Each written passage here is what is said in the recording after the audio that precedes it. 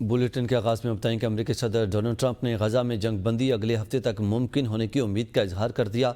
White house में media से गुफ्तगू करते हुए डोनाल्ड ट्रंप ने कहा कि गजा में जंग बंदी के करीब हैं।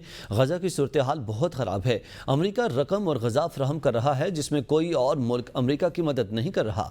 ईरान पर बात करते हुए ट्रंप ने कहा कि ईरान के पास ईरान की एटमी तनसीबात को मुकम्मल तौर पर तबाह कर दिया गया है। अब इनके पास कोई जोहरी हथियार बाकी नहीं। अगर ज़रूरत पेश आई तो ईरान पर दोबारा हमले से भी गुरेज नहीं करेंगे। पाक भारत जंग बंदी का एक बार फिर क्रेडिट लेते हुए अमेरिकी सदर ने कहा कि उन्होंने पाक भारत ईरान इसराइल जंग बंद कराई है और अब राउंड और कांगू के दरमियान 30 साल अफ्रीकी जंग का खात्मा करा रहा हूं। मुझे भारत और पाकिस्तान का मामला हल करने पर बहुत खुशी है। पाकिस्तान और भारत के पास आला सतह के एटमी हथियार हैं। हमने पाकिस्तान और भारत का मामला तिजारत के जरिए हल किया है। अमेरिकी सदर ने कनाडा से तिजारती मुज़ाकरात फौरी खत्म करने का ऐलान किया और कहा कि कनाडा से डील करना मुश्किल काम है। सदर ट्रंप ने कहा कि वो ईरान की सुप्रीम लीडर आयतुल्लाह खामनेई के इस बयान पर जल्द रद्द-ए-अमल देंगे जिसमें आयतुल्लाह खामनेई ने कहा है कि कतर में अमेरिकी फौज के अड्डे पर हमला करके ईरान ने अमेरिका के चेहरे पर थप्पड़ मारा है। नाज़रीन, वज़ारत दाखिला ने मुहर्रम हराम के दौरान सिक्योरिटी खदशात के पेश नज़र मुल्क भर में फ़ौज की तैनाती का फैसला कर लिया है। वज़ारत दाखिला की जानिब से चारों सूबों गिलगित बल्तिस्तान और आज़ाद कश्मीर में फ़ौज तैनात करने का फैसला किया गया है। चारों सूबों गिलगित बल्तिस्तान की जानिब से फ़ौज की तैनाती के लिए कहा गया है। वज़ारत दाखिला ने इस्लामाबाद में भी फ़ौज तैनाती का नोटिफिकेशन जारी कर दिया। नोटिफिकेशन के मुताबिक फ़ौज सिविल इदारों की मदद के लिए सिक्योरिटी के फ़राइज़ सर अंजाम देगी।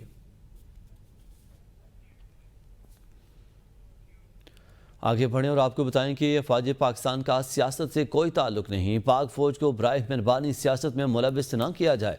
DGI-SPR lieutenant general Ahmad Haseeb Chaudhary की PTI से बैक चैनल राब्तों की तरदीद। BBC को इंटरव्यू में कहा कि हम सियासी जमातों से बात करने में दिलचस्पी नहीं रखते। हम सिर्फ ये दरख्वास्त करते हैं कि अपनी सियासत अपने तक रखें और पाकिस्तान के मुसल्लह अफवाज को इससे दूर रखें। तर्जुमान पाक फ़ौज का कहना था कि इदारों पर तनकीद और रियासत मुखालिफ बयानिया दुश्मन के बयानिया से मुताबिकत रखता है। नौजवान नस्ल को गुमराह करने वाले अनासर से खबरदार रहना होगा। दहशतगर्दी के खिलाफ जंग में फौज ने बेमिसाल कुर्बानियां दी। कौमी यकजहती और इत्तेहाद वक्त की अहम जरूरत है। We have been absolutely clear on this.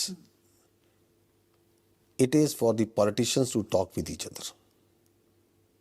And it is और पाकिस्तान की जो अफवाज है, पाकिस्तान की जो आर्मी है, इसको सियासत के अंदर बराए मेहरबानी इन्वॉल्व ना किया जाए। We are not interested to talk to political parties. We talk with the government state of Pakistan, which is composed by the political parties as per the constitution of Pakistan. जो इस वक्त जो भी government होती है वो उस वक्त की रियासत होती है।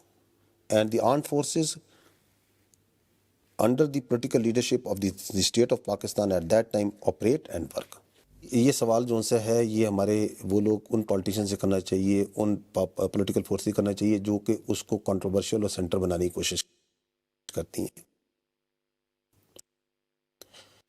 और परहैप्स उनकी अपनी वजह उनकी अपनी इनकॉम्पिटेंस होती है या उनकी अपनी जो सी है शॉर्टकमिंग्स होती हैं जिनकी तरफ वो तवज्जो नहीं देना चाहती।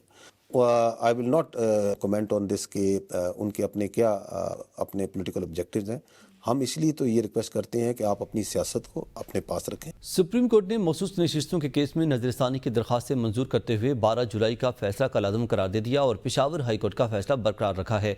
PTI मखसूस नशिस्तों से महरूम हो गई और ये नशिस्तें हुकूमती इत्तेहाद को मुंतकिल हो जाएंगी। इस्लामाबाद से बशारत राजा की रिपोर्ट।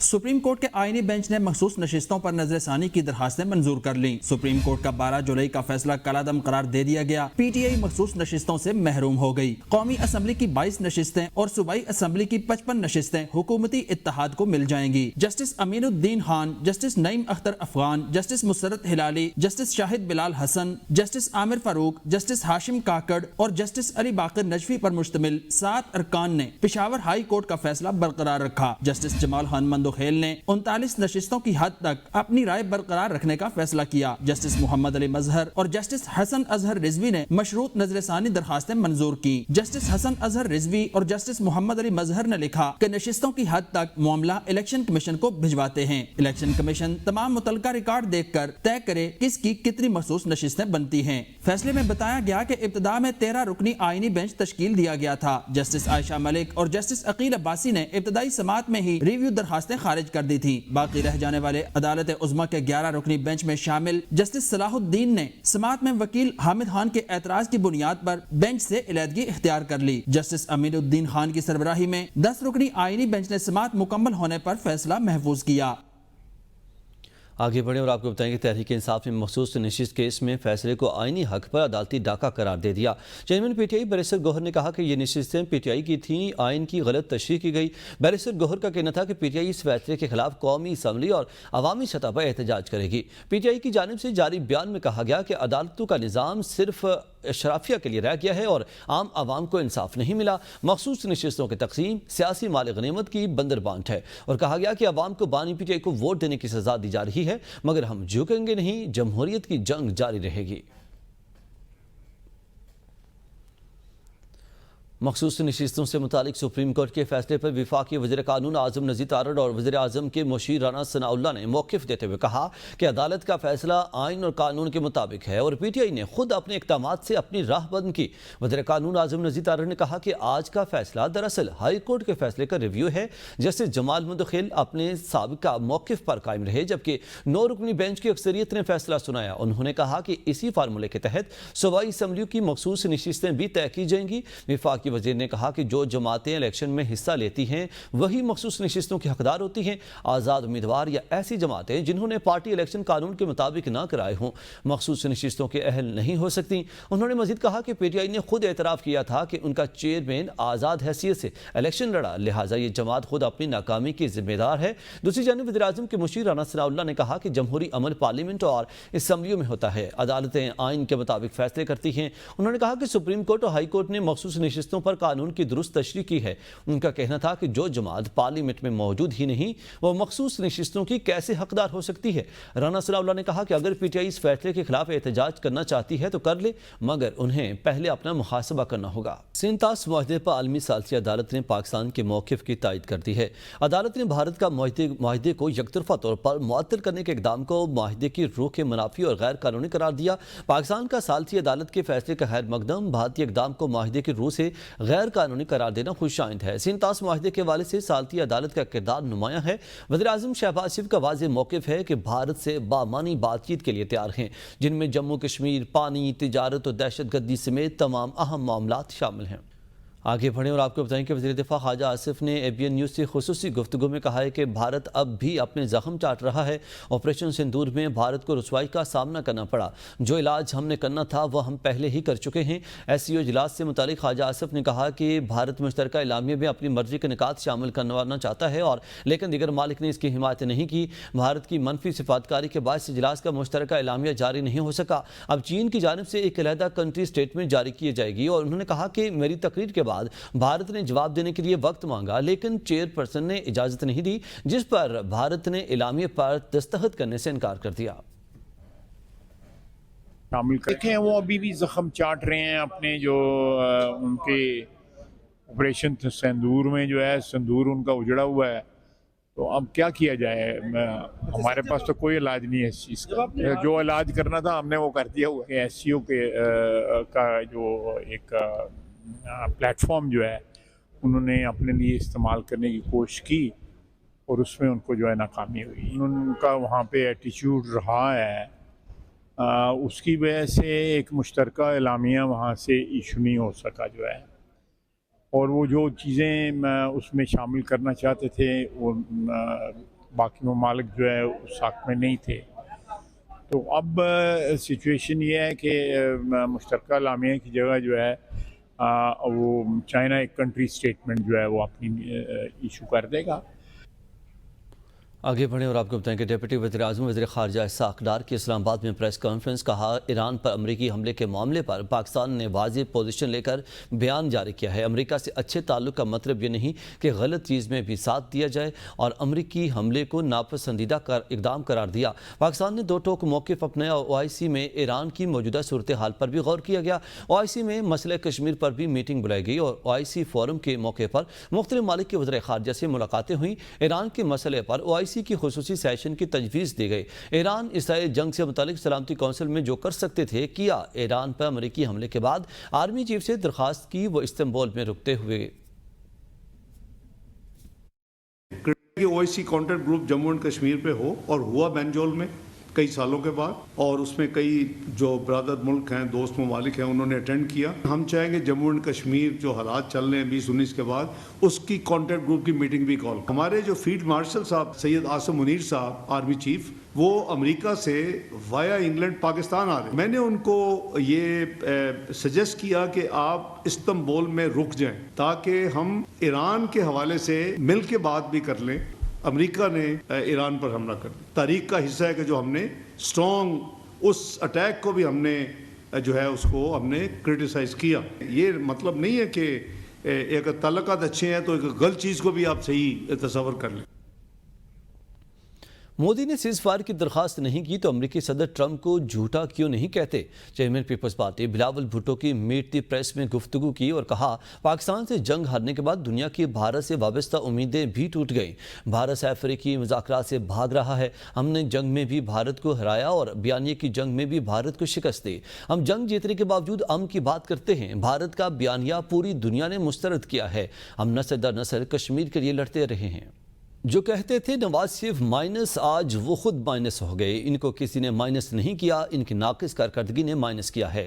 وزیر اعلیٰ پنجاب مریم نواز کا اسمبلی میں اظہار خیال، کہا نواز شریف کی بیٹی جو وعدہ کرتی ہے نبھاتی ہے۔ ماضی کے جھوٹے وعدے اب قصہ پارینہ بن چکے ہیں، اب صرف عملی خدمت کا دور ہے۔ ہم سیاست نہیں خدمت کو اپنا منشور مانتے ہیں۔ پاکستان اور پنجاب میں عوامی فلاح و بہبود کے منصوبوں کی بھرمار ہے۔ وزیر اعلیٰ پنجاب نے بھارت کی مسلط کردہ جنگ میں پاکستان کی کامیابی کو تاریخی فتح قرار دیا، کہا یہ صرف میدان جنگ کی فتح نہیں بلکہ پاکستانی قوم کے عزم، اتحاد اور یکجہتی کی فتح ہے۔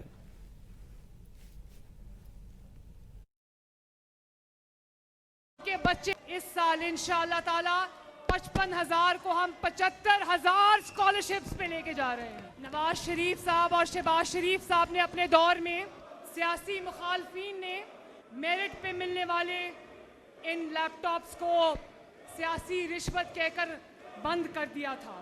جو عوام دشمن قوتیں ہیں وہ چاہتے ہیں کہ عوام کے ہاتھ میں کیلوں والے ڈنڈے ہوں، عوام کے ہاتھ میں پیٹرول بامز ہوں۔ مریم نواز شریف یہ چاہتی ہے کہ عوام کے بچوں کے ہاتھ میں ہونہار اسکالرشپس ہوں، عوام کے بچے جو ہیں وہ الیکٹرک سکوٹرز پہ اسکول اور کالج آ رہے ہوں اور جا رہے ہوں۔ وزیر اعلیٰ سندھ مراد علی شاہ کی صدارت میں دھابی جی اسپیشل اکنامک زون سے متعلق اجلاس ہوا۔ اجلاس میں وزیر اعلیٰ سندھ مراد علی شاہ کا کہنا تھا کہ دھابی جی اسپیشل اکنامک زون کا آغاز اپریل 2024 میں کیا گیا تھا۔ دھابی جی اسپیشل اکنامک زون کے کام کی رفتار کو تیز کیا جائے، اس سال کے آخر تک صنعتی پلاٹ سرمایہ کاروں کو الاٹ کرنے کا عمل شروع کیا جائے گا۔ وزیر اعلیٰ سندھ نے ہدایت کی کہ پورٹ قاسم دھابی جی اسپیشل اکنامک زون کے عقب میں واقع سڑک کی جلد تعمیر کی جائے۔ دھابی جی اسپیشل اکنامک زون کو جلد از جلد فعال کیا جائے تاکہ روزگار کے مواقع پیدا کیے جا سکیں۔